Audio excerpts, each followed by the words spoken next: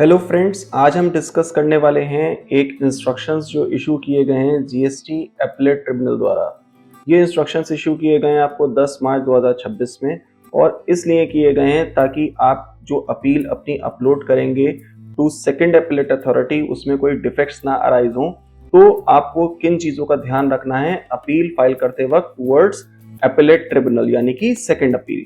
तो जो आप अपील 5 फॉर्म अपना फाइल करेंगे तो उसमें क्या क्या अटैचमेंट आपको लगाने हैं। तो सबसे पहले आपको ध्यान रखना है कि आपको अपने शो कॉज नोटिस की सॉफ्ट कॉपी लगानी है, ऑर्डर इन ओरिजिनल लगाना है, ऑर्डर इन अपील लगाना है, statement of facts and grounds of appeal. तो ये 5 चीजें आपको अपने अपील के साथ अटैच करनी पड़ेंगी। साथ ही साथ जब आप अपील अपनी फाइल करेंगे तो आपको प्री डिपॉजिट और कोर्ट फीस जमा करनी है। यहाँ पर प्री डिपॉजिट अमाउंट आपका 20% होगा और कोर्ट फीस आपकी वेरी करेगी फ्रॉम 5,000 टू 25,000 रुपीज तक depending on the amount involve in appeal. तो अगर आपका कोई एग्जेम्पशन है हाई कोर्ट से रिगार्डिंग कोर्ट फीस या प्री डिपॉजिट अमाउंट तो फिर आप उसको वो नहीं डिपॉजिट करोगे और उसके अंदर कोई भी रेड फ्लैग नहीं लगाया जाएगा कि आपने अपनी फीस नहीं जमा करी है या कोई डिफेक्ट है आपकी अपील के अंदर।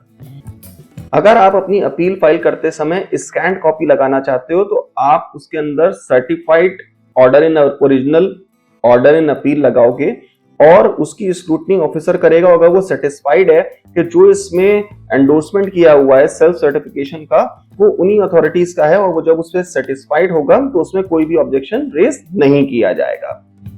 एपेलेंट टैक्स पेयर को साथ ही साथ इस अपील के अपलोड करना पड़ेगा ऑथराइजेशन लेटर या फिर वकालतनामा। अगर वो एडवोकेट हैं या टैक्स प्रोफेशनल हैं उनके लिए एक पावर ऑफ अटॉर्नी भी देनी पड़ेगी और वो इस अपील के साथ अपलोड होगी।